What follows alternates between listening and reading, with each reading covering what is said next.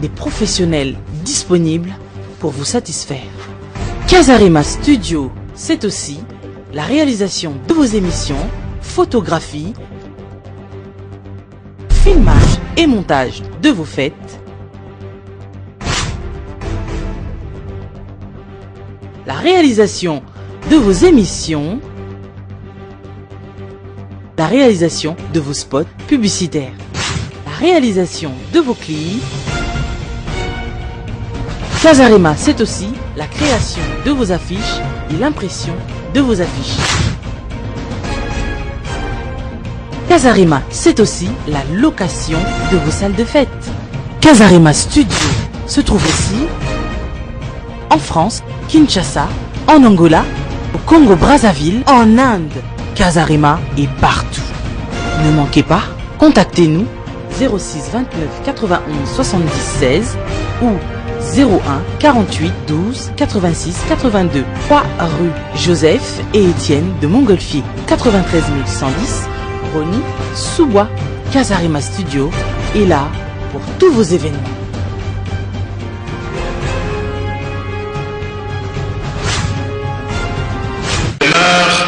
La priorité de priorité. Recrutement de qualité, discipline rigoureuse, formation et équipement conforme aux standards internationaux, organisation interne efficiente et comptabilité avec le caractère et compatible avec le caractère républicain de l'armée et l'affectation des officiers et hommes de troupes en fonction des besoins opérationnels et dans le strict respect du principe de rotation sur l'ensemble du territoire national en sont le principe directeur. Une feuille de route a déjà été élaborée par le gouvernement afin d'opérationnaliser cette grande réforme et d'en accélérer le rythme. Pour sa part, le gouvernement est appelé à finaliser le projet de loi de programmation militaire et à allouer un budget conséquent à cette réforme. Mesdames et messieurs, pour renforcer davantage la discipline au sein des forces armées et de la police nationale, l'auditeur général est quant à lui appelé à accentuer les enquêtes à charge d'officiers supérieurs, subalternes, ainsi que des hommes de troupe, sur les soupçons qui pèsent des accusations liées au pillage des ressources naturelles, des détournements de la solde des militaires, des munitions et du matériel destiné aux forces armées.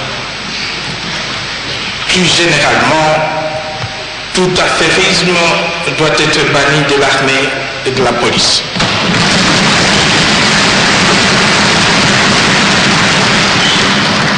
Parce que l'expérience montre en effet que quand un officier a pour maître le drapeau et l'argent, le premier en pâtit nécessairement.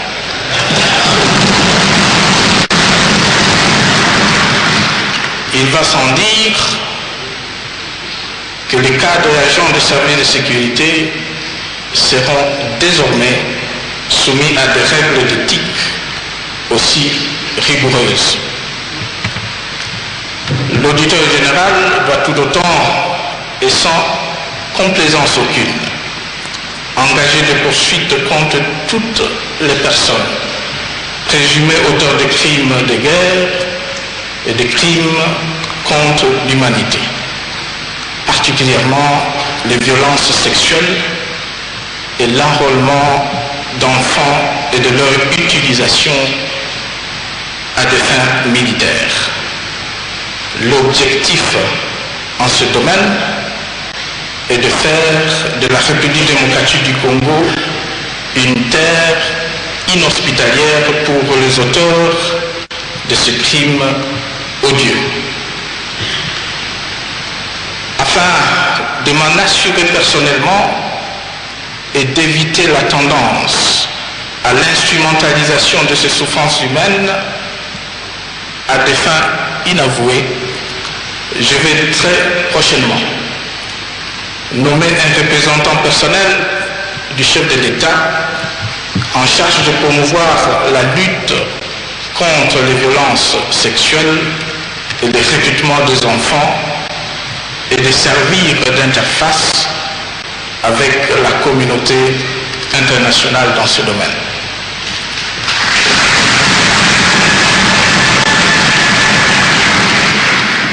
Dans cette même optique vitale pour la nation d'éradication des groupes armés, j'enjoins les institutions de la République à prendre, chacune en ce qui la concerne, toutes les mesures nécessaires dans cet ordre d'idée.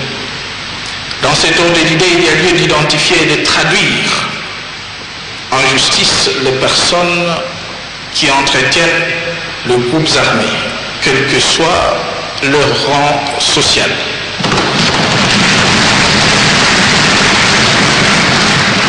De redynamiser et d'élargir le programme STAREC sur l'ensemble du territoire national, de procéder au rapatriement de nos compatriotes réfugiés dans le pays voisin et au retour au lieu de leur résidence habituelle de personnes déplacées, de tenir compte de personnes vulnérables, réfugiés, femmes et enfants dans le programme national de réinsertion sociale et d'organiser le retour chez eux de Mbororo et des autres groupes illégalement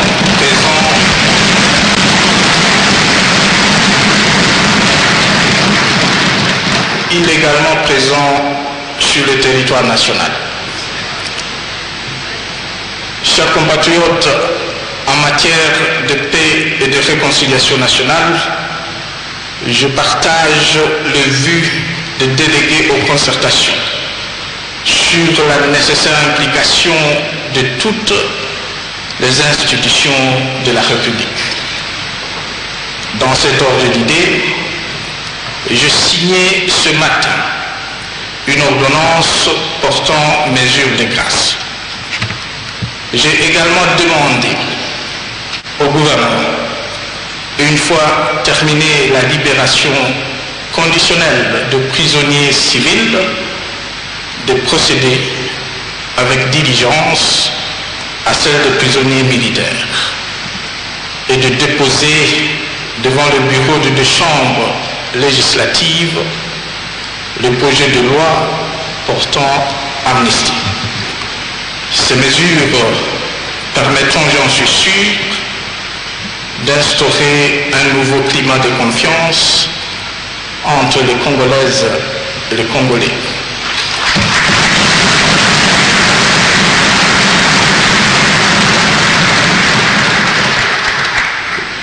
Je voudrais cependant rassurer ce dernier que la quête de la cohésion nationale n'est pas synonyme d'impunité.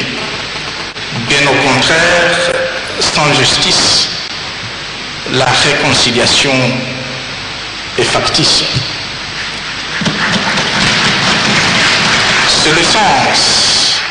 C'est le sens de la réforme en cours de notre appareil judiciaire.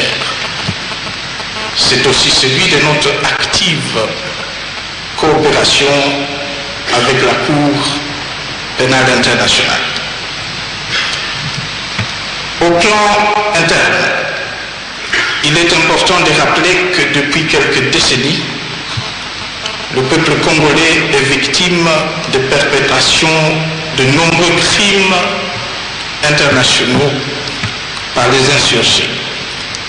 Il mérite que justice lui soit rendue. Nonobstant les compétences de la Cour pénale internationale, il est judicieux d'instituer au sein de nos juridictions des chambres spécialisées dans la répression des dits crimes.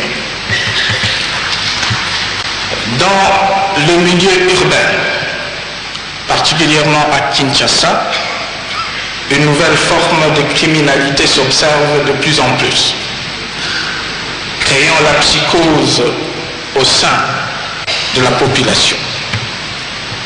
Toutes les voies de droit doivent être utilisées par la police et la justice afin d'y mettre fin rapidement et de manière définitive.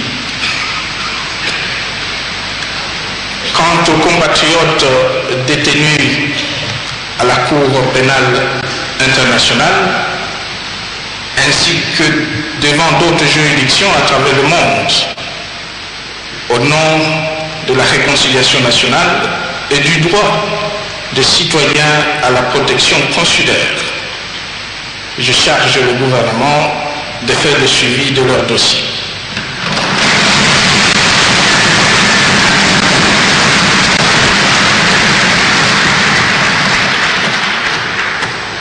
Mesdames et messieurs, dans le même esprit et parallèlement à la poursuite de l'érection en divers endroits du pays de monuments en mémoire des victimes de guerre en République démocratique du Congo, des dispositions vont être prises afin de procéder au rapatriement des dépouilles mortelles de l'ancien président de la République, Mobutu Sese Seko.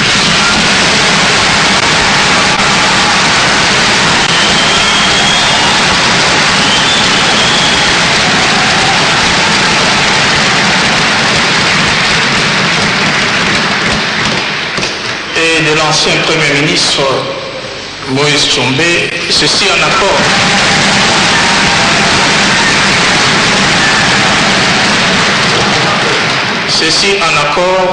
avec leurs familles respectives. Chers compatriotes, la gouvernance politique et institutionnelle a elle aussi fait l'objet de travaux de concertation nationale. Comme le délégué à ces assises, je suis pour le respect par tous de l'esprit et de la lettre de la Constitution de la République dans son ensemble tel qu'adopté par référendum populaire en 2005. S'agissant des élections,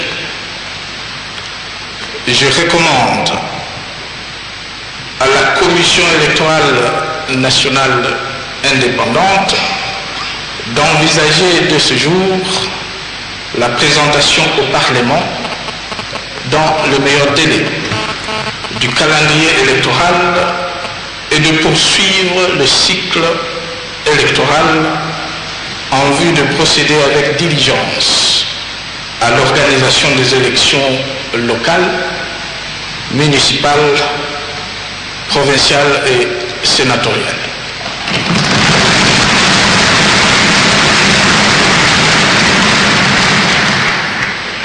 J'invite par ailleurs les deux chambres de notre Parlement, ainsi que le gouvernement, à mener une réflexion prospective sur le mode de scrutin proportionnel. Il y a lieu également d'entrevoir les modalités pratiques d'organiser les élections provinciales au suffrage universel indirect afin de minimiser le coût des opérations électorales.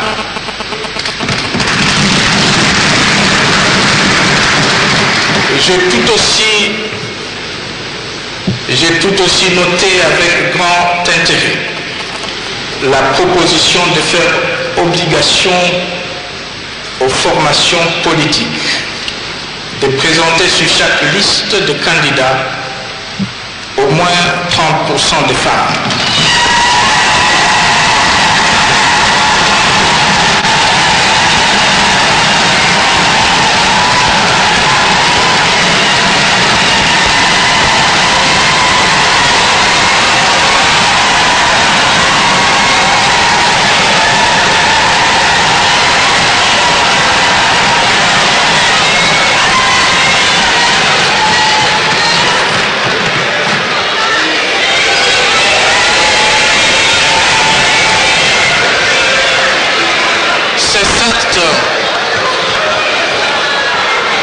Honorables députés et sénateurs, mesdames et messieurs, c'est certes un progrès notable, mais qui ne garantit pas une augmentation sensible de la représentation féminine dans les assemblées délibérantes.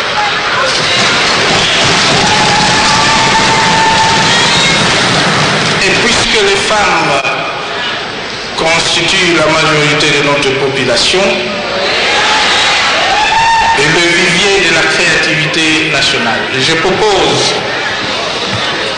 propose donc que nous fassions mieux dans cette optique.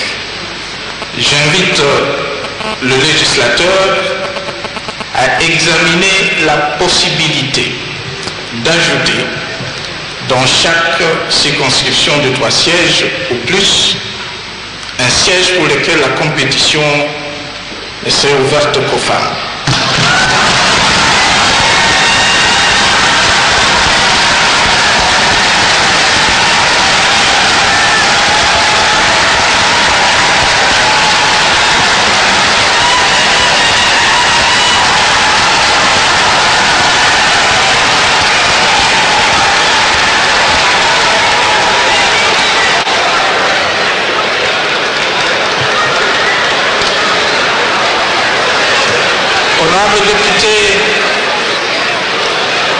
Honorables députés et sénateurs, mes chers compatriotes, j'ai noté aussi que pour crédibiliser davantage les élections à venir, les délégués aux concertations nationales ont recommandé le recensement général et l'identification des Congolais. Ceci permettra la délivrance de nouvelles cartes d'identité. J'en conviens parfaitement, cela d'autant plus que le dernier recensement général remonte à 1984, soit il y a près de 30 ans. Quant au Sénat et aux assemblées provinciales, j'estime qu'il est nécessaire, et cela conformément à la Constitution, de les maintenir jusqu'à l'installation effective du nouveau Sénat et de nouvelles assemblées provinciales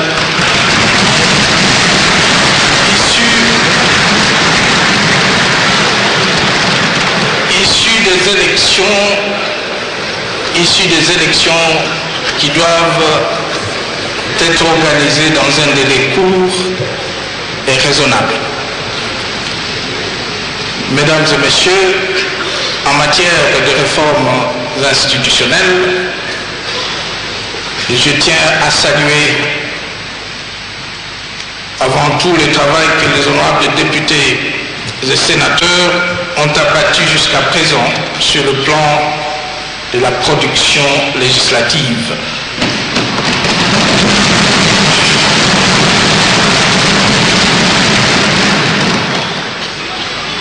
Et je les encourage à maintenir cet élan.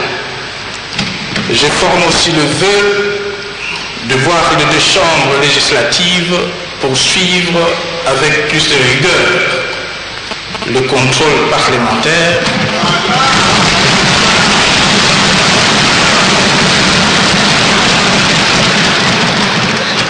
gage d'une réelle amélioration de la gouvernance.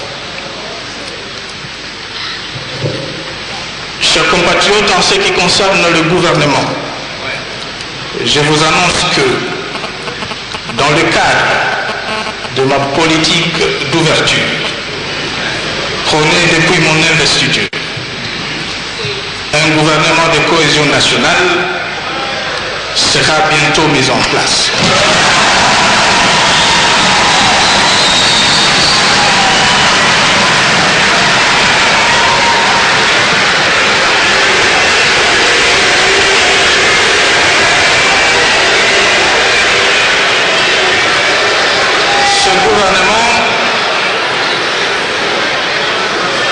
Il comprendra aussi bien des représentants de la majorité que ceux de l'opposition et de la société civile. Et aura pour mission prioritaire le rétablissement de la paix et de l'autorité de l'État à travers le pays, la consolidation de la cohésion nationale, la poursuite de la reconstruction, l'appui au processus de décentralisation et à l'organisation des élections et bien sûr à l'amélioration des conditions sociales des populations. Mesdames et messieurs, comme vous le savez, le 15 octobre dernier, j'ai promulgué la loi portant organisation et fonctionnement de la Cour constitutionnelle. J'invite les deux chambres législatives à accélérer l'examen et l'adoption de la loi devant organiser le Conseil d'État, de manière à permettre l'installation de l'ensemble des ordres de juridiction prévus par la Constitution. Par ailleurs, pour rendre effective l'autonomie financière et budgétaire du pouvoir judiciaire, j'exhorte le gouvernement et le Parlement à mettre à la disposition de celui-ci et de cet exercice budgétaire de 2014 une dotation suffisante. Quant à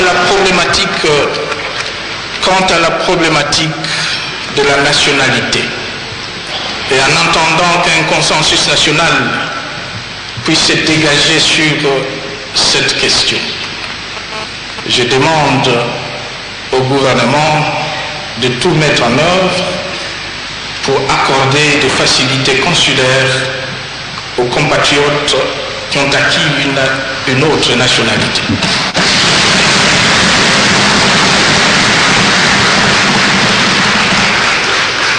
Mes chers compatriotes, en ce qui concerne la décentralisation et le renforcement de l'autorité de l'État, je demande au Parlement de compléter l'arsenal juridique relatif à ce matériel, ainsi qu'au régionalisme politique. Dans ce cadre, j'annonce l'installation progressive de nouvelles provinces et le transfert de leurs compétences, charges et ressources.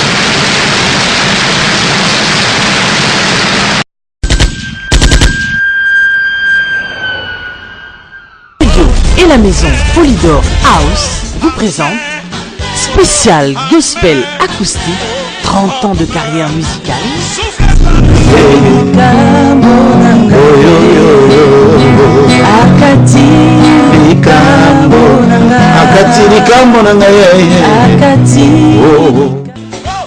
Avec le pasteur Lifoko du ciel, aux 3 rue de la Pointe, 93 230, Romainville, le vendredi 25 octobre 2013 à 18 h.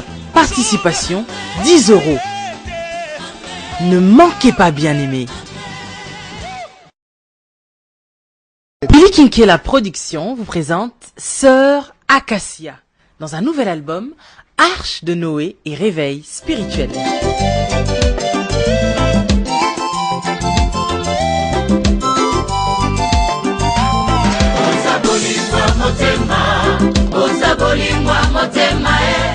Un album disponible en CD et DVD.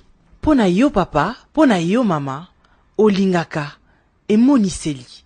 Olingaka kogumba mela mokondi. Yesu bolingwa motema ona tele mi pena tamboli na mokili oyo mobimba nanzela baby pai binso kasina monise yo Yesu. Cet album est pour vous. Arche de Noé et réveil spirituel, avec des cantiques inspirés.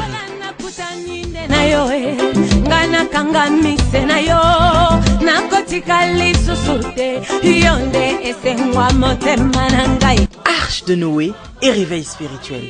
Déjà dans vos bacs en CD et DVD. Somba Yangondeko, Okupambolama. Sœur Acacia. Arche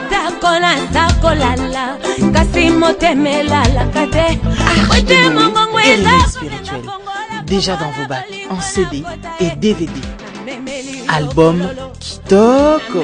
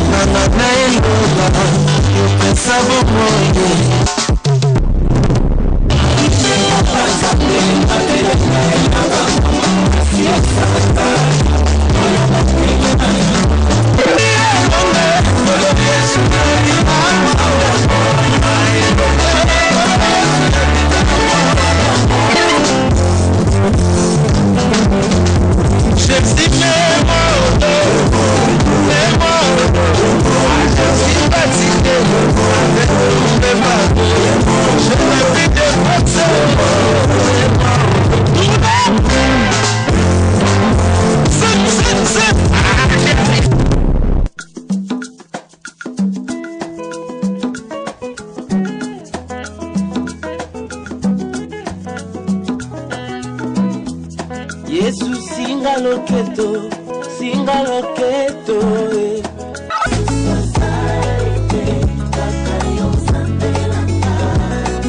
nayebi na ngai nzambe mosusu te obele yo mosantu oyina ngai yawe nakabeli yo loyembo na nga papa.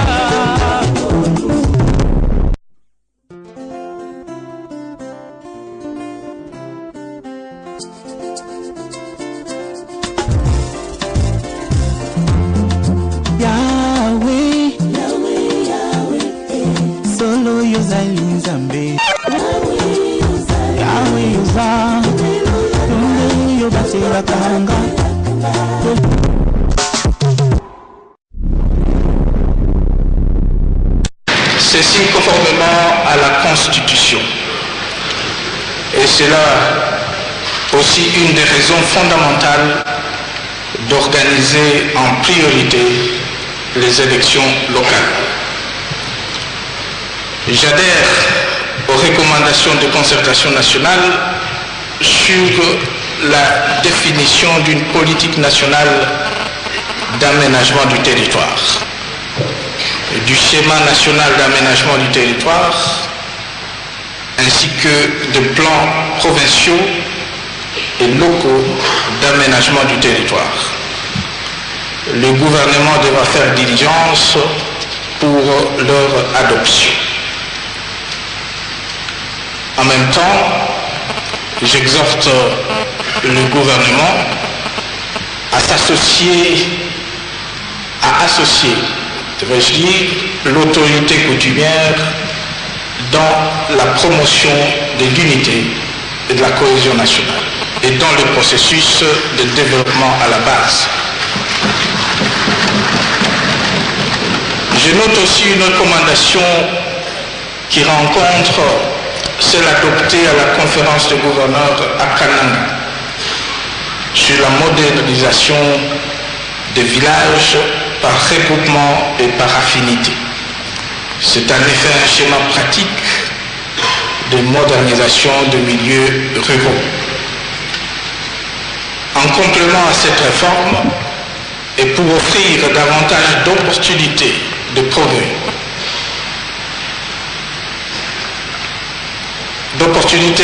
social et économique à la majorité des Congolais, particulièrement ceux vivant en milieu rural.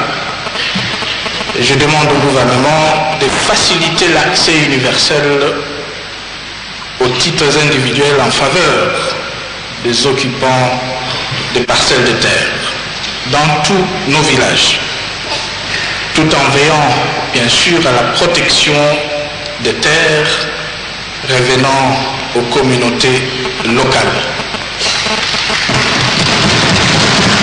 Cela permettra à tout Congolais de détenir une garantie réelle et de remplir ainsi une des principales conditions pour être éligible au crédit bancaire.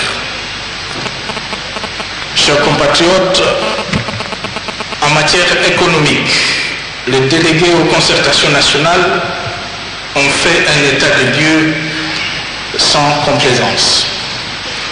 Le diagnostic établi confirme notre vision d'accorder une place de choix à la promotion des Congolais en vue de l'émergence d'une classe moyenne nationale. Ce changement permettra de générer des ressources capables de répondre aux impératifs de pacification du territoire national, de restaurer l'autorité de l'État et de satisfaire les besoins sociaux. Cet accroissement de ressources facilitera aussi la marche du pays vers le statut d'État émergent. Dans cette perspective, les défis à relever sont multiples.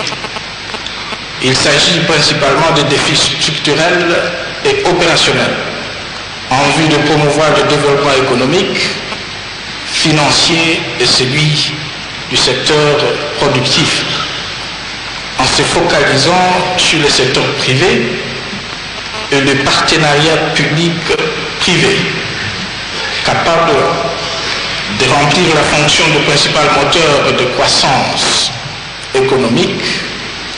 Et à titre d'exemple, le défi ci-après mérite d'être mentionné. Le caractère extraverti de notre économie, l'inadéquation entre l'évolution positive des indicateurs macroéconomiques et le vécu quotidien des Congolais, l'insuffisance des instruments de contrôle et de régulation économique, la nécessité d'accroître le niveau d'exécution budgétaire, la nécessité de promouvoir une classe moyenne congolaise, les difficultés d'accès au crédit, l'impératif de rationaliser le système fiscal et la lutte contre la corruption, le détournement des deniers publics et le coulage de recettes publiques. Afin de répondre à ces préoccupations, il me paraît indispensable d'intégrer des indicateurs susceptibles de mesurer de façon réaliste les niveaux de vie des populations, afin d'établir l'adéquation entre la stabilité du cadre macroéconomique et le vécu quotidien des Congolais, pour que les sacrifices consentis ne soient pas vains. Ainsi, je préconise que soient prises notamment les mesures ci-après. 1. L'organisation des états généraux des agriculteurs et des paysans. 2. Réformer le système fiscal. 3.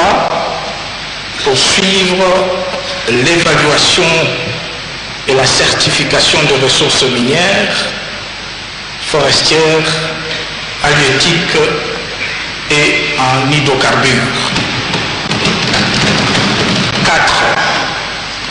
Accélérer la mise en place du Conseil économique et social. 5. Restructurer la Cour des comptes. 6. Élaborer un plan de programmation, budgétisation et procéder au paiement de la dette intérieure certifiée.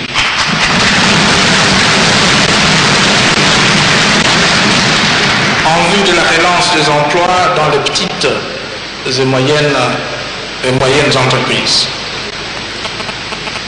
7. Accélérer la mise en forme de toutes les réformes prévues dans le secteur des finances publiques. 8. Évaluer la réforme du portefeuille de l'État et élaborer une nouvelle feuille de route. Numéro 9. Consolider le climat des affaires par le respect scrupuleux de la loi sur le marché public et parachever le processus de la mise en œuvre du droit OHADA. 10. Finaliser la loi sur la caisse de péréquation.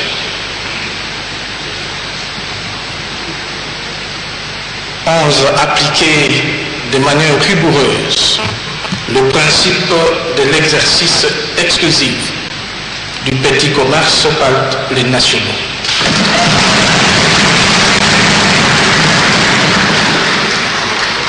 Numéro 12. Promouvoir l'implication obligatoire des Congolais dans la sous-traitance dans tous les secteurs de l'activité économique.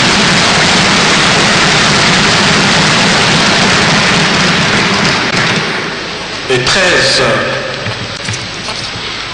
Adopter un dispositif législatif spécifique en vue de promouvoir l'entrepreneuriat congolais et de favoriser le développement de l'actionnariat national.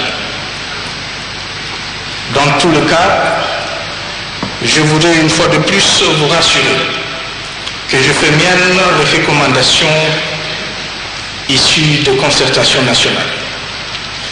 À cet effet, j'engage le gouvernement de cohésion nationale à bien les exploiter afin d'enrichir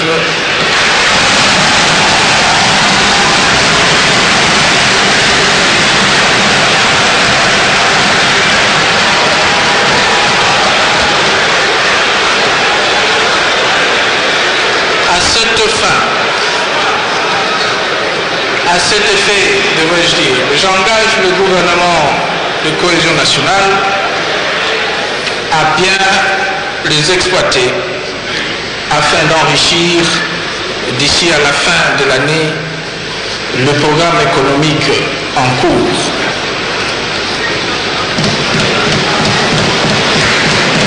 Honorables députés, honorables sénateurs, mes chers compatriotes, quels que soient les efforts sur le plan du développement, notre économie ne saurait atteindre sa vitesse de croisière dans une ambiance de corruption, de détournement des deniers publics, de coulage de recettes publiques et d'enrichissement illicite. Une lutte continue s'impose dans ce domaine.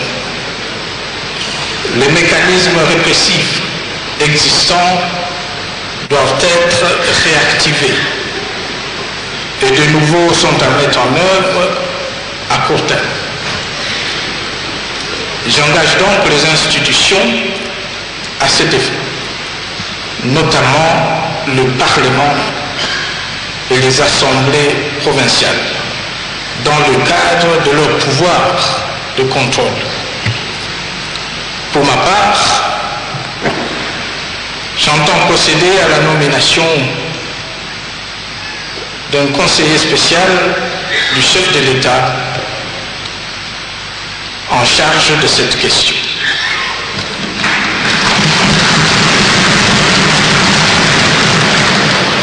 Et il aura pour mission principale d'assurer un monitoring permanent de l'évolution du patrimoine ainsi que des cas de malversation, de corruption et d'enrichissement illicite.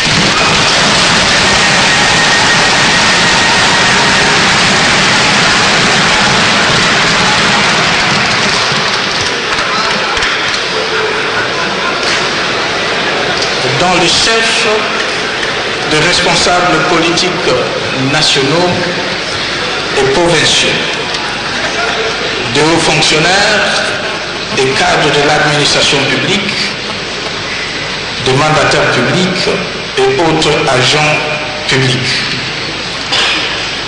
À cet effet, j'instruis le gouvernement de soumettre au Parlement un projet de loi généralisant l'obligation de déclarer le bien à tous les mandataires publics.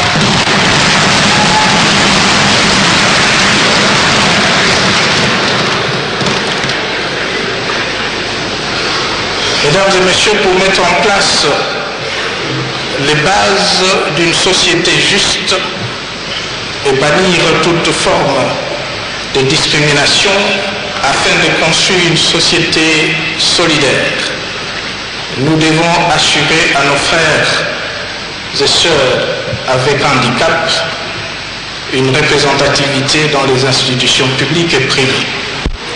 Ils doivent être protégés. Je demande au gouvernement de concevoir et de mettre en application dans le plus bref délai un programme national relatif à l'éducation des enfants avec handicap.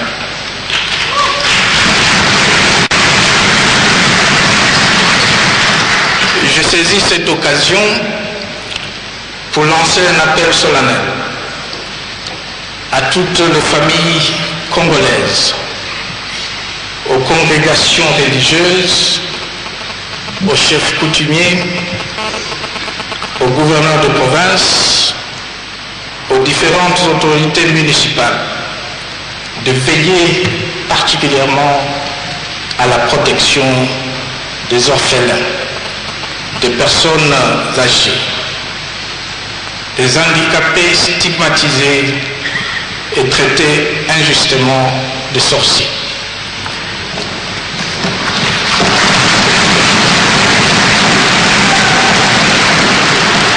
Honorables députés,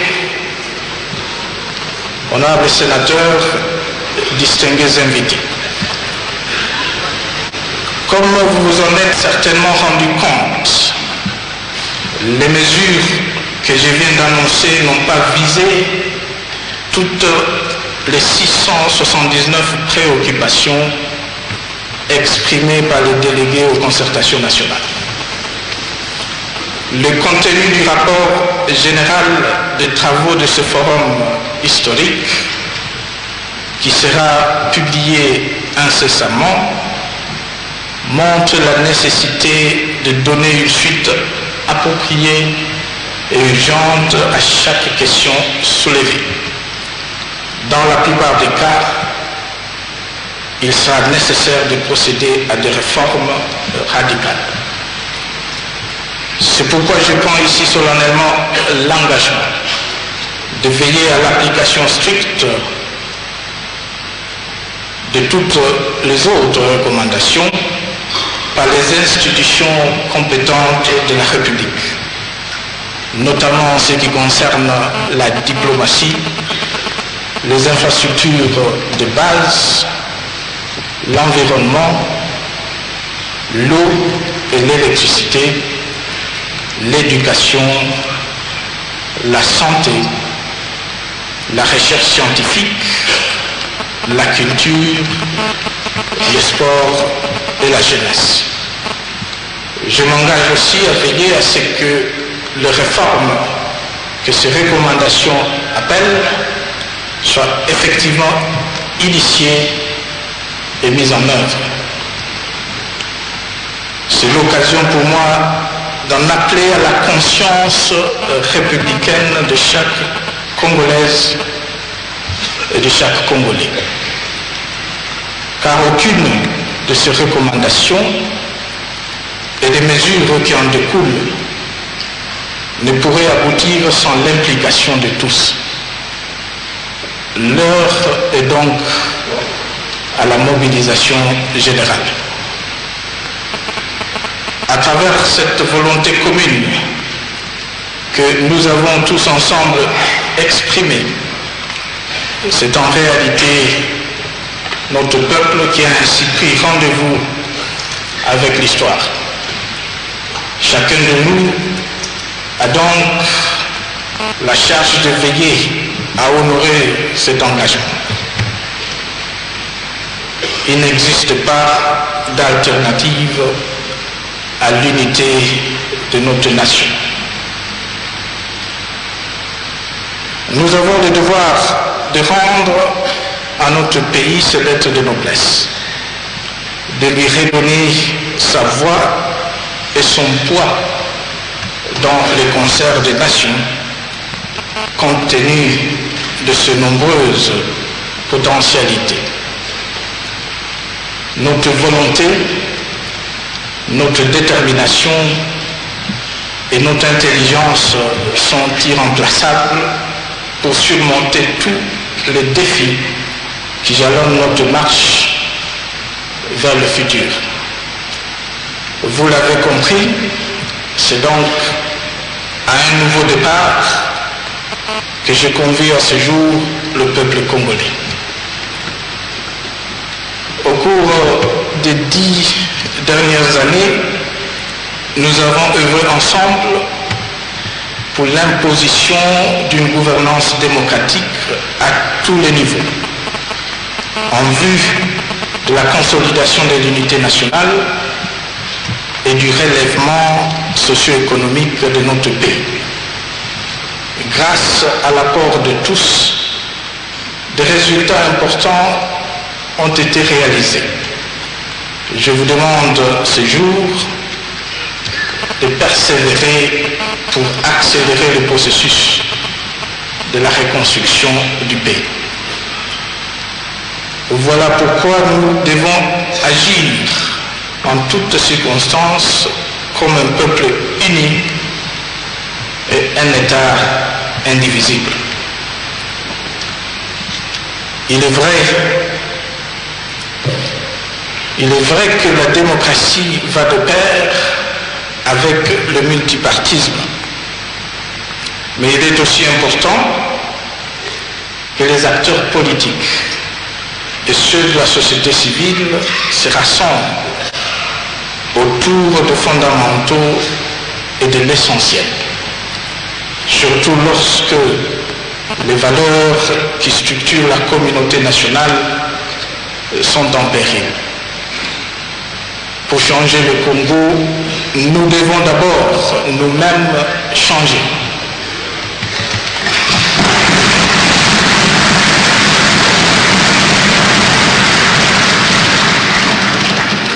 Changer dans notre manière de vivre ensemble,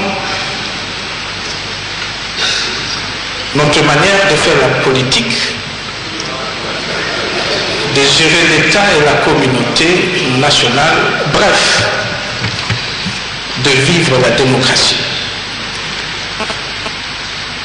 Honorable Président de l'Assemblée nationale, Honorable Président du Sénat, Honorables députés,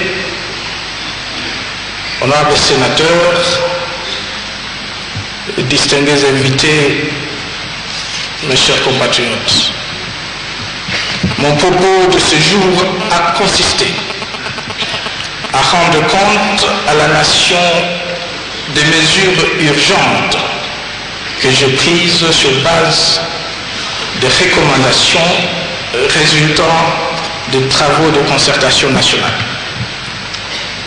et à remplir mon devoir constitutionnel de prononcer un discours sur l'état de la nation devant les deux chambres législatives réunies en congrès. Pour réaliser de façon certaine toutes les aspirations du peuple congolais, telles qu'exprimées dans les recommandations de concertation nationale, et les traduire à mesure d'exécution conséquente, je demande aux autorités budgétaires et aux services crédibles. À cet effet, je mettrai un soin particulier dans le choix des animateurs des institutions et dans l'application rigoureuse et systématique de la sanction pour mettre hors d'état de nuire tous les éléments susceptibles d'hypothéquer notre détermination à améliorer la condition sociale des citoyens congolais.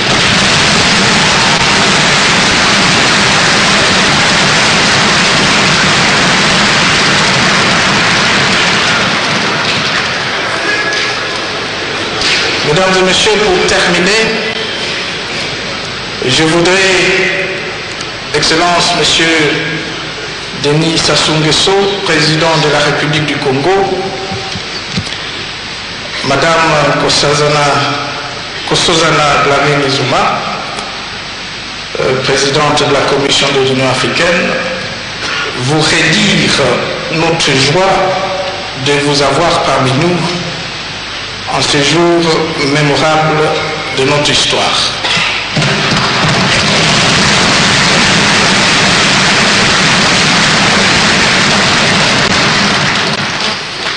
Et vous remercier pour l'intérêt soutenu que vous témoignez à la République démocratique du Congo. Que vive la cohésion nationale, que vive la solidarité africaine et que Dieu bénisse notre pays, la République démocratique du Congo.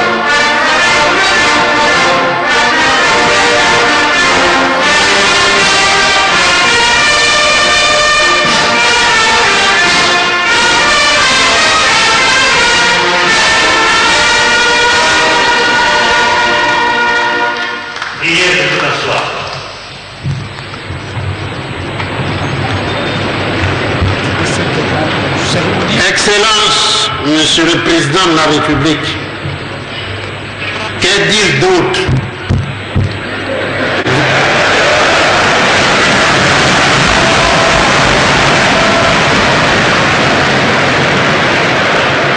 Tous réunis dans cette salle vous expriment leur reconnaissance, leur remerciement et le Présidium de même.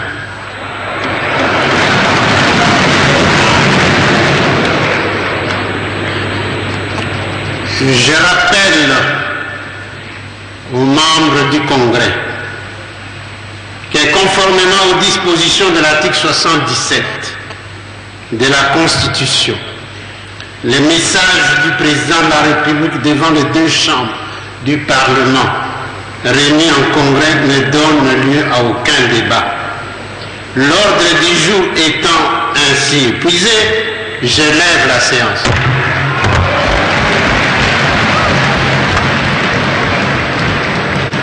Nous invitons l'Auguste Assemblée à se lever pour saluer la sortie des chefs d'État. Eh bien, j'étais en train de vous dire que pour l'instant, c'est les deux chefs d'État qui vont sortir de la salle de congrès. Je suis en train de vous dire que vous êtes en train de voir devant tout ça. Il y a le président Joseph Kabila Kabange de la République démocratique du Congo, le président Sassou Nguesso du Congo-Brazzaville, celui-là même qui a fait le déplacement de Kinshasa pour suivre la clôture véritable des concertations nationales. Il est vrai que le chef de l'État avait promis les 5, mais aujourd'hui, il est venu vraiment répondre aux préoccupations, aux désirata de la population de la base. Mais laissez-moi prier. Toi qui as pratiqué ces choses, répète cette prière après moi. Adassa Night. Bien-aimés dans le Seigneur, vous êtes invités à participer à une grande campagne de délivrance, de guérison, d'évangélisation avec le pasteur Mireille Ngalula le 6 décembre 2013 de 22h à l'aube. Donc folie, donc des processus qu'on y a chaque année, donc on a pour passer à ce soir. Tant que Nadassa, ça fait 13 mois à sur la personnalité, donc 1 an et 1 mois. Voilà ton quota nakata Adassa, moi c'est un ça soit rejeté. C'est quelle amitié totalement sida et puis nazaki na cancer yango na ye na kati na kotatola makambo minene oyo nzambe asali na nsima libondeli ayaki kozwa lisusu consultation esali ke ebimi négatif. À l'adresse suivante, dans la ville, Amsterdam, en Hollande. Bien-aimés, ne manquez pas Adassa Night. Kazarima Studio et la maison Polydor House vous présentent spécial gospel acoustique, 30 ans de carrière musicale.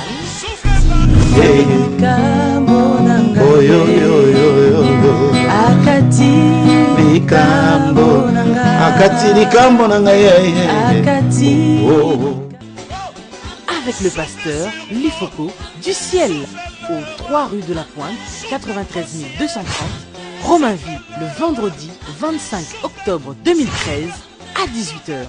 Participation 10 €. Ne manquez pas, bien-aimés.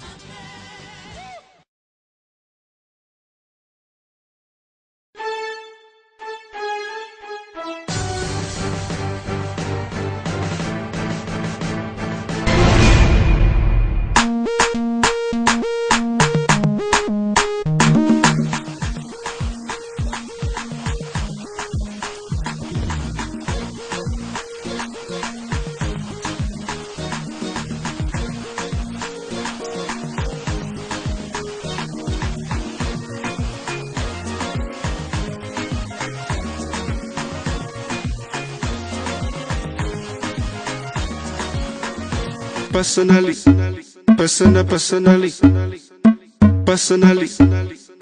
personally.